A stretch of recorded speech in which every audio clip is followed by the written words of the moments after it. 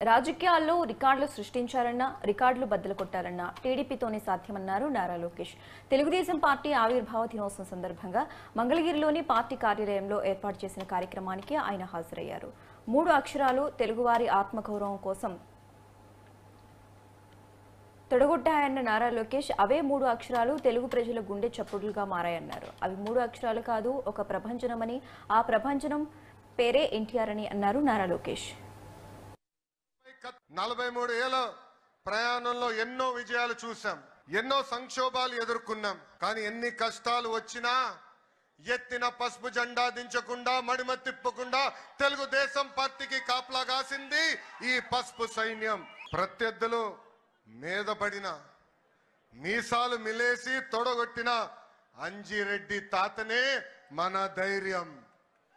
మెడపై కత్తి పెట్టి వాళ్ళ నాయకుడు పేరు చెప్పమంటే జై తెలుగుదేశం, జై చంద్రబాబు అని చెప్పి ప్రాణాలు వదిలిన చంద్రయ్య గారు మన పౌరుషం.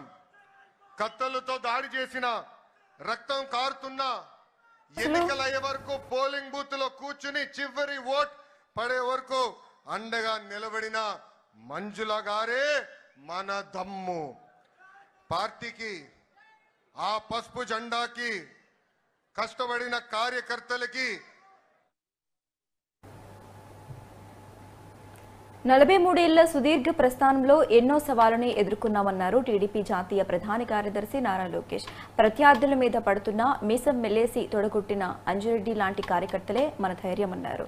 మెడ మీద మీసం పెట్టి వాళ్ళ నాయకుడి పేరు చెప్పమంటే జై టీడీపీ, జై చంద్రబాబు అంటూ ప్రాణాలొదిలిన చంద్రయ్య లాంటి కరుడుగట్టిన కార్యకర్తలు మన పౌరుషమన్నారు చంద్రబాబు. రాజకీయాల్లో రికార్డులు సృష్టించాలన్నా, ఆ రికార్డులు బద్దలగొట్టాలన్నా అది కేవలం ఒక తెలుగుదేశం పార్టీతోనే సాధ్యం. 3 అక్షరాలు తెలుగు వారి ఆత్మగౌరవం కోసం తొడగొట్టాయి. ఆ 3 అక్షరాలు తెలుగు ప్రజల గుండె చెప్పుడుగా మారినాయి. అవి 3 అక్షరాలు కాదు, ఒక ప్రభంజనం. ఆ 3 అక్షరాలేంటి? ఆ 3 అక్షరాలేంటి? ఎన్టీఆర్. విశ్వవిఖ్యాత నట సార్వభౌమ స్వర్గశ్రీ నందమూరి తారక రామారావు గారు 43 ఏళ్ల క్రితం తెలుగుదేశం పార్టీకి పునాది వేసింది అన్న ఎన్టీఆర్. ఆ ముహూర్తం బలం ఏంటో నాకు తెలియదు, ఆ పునాదులు కూడా ఈ రోజు గట్టిగా ఉన్నాయి. పార్టీ పెట్టిన 9 నెలల అధికారంలోకి వచ్చి తెలుగు వారి సత్తా ఏంటో ఢిల్లీకి తెలియజేసిన వ్యక్తి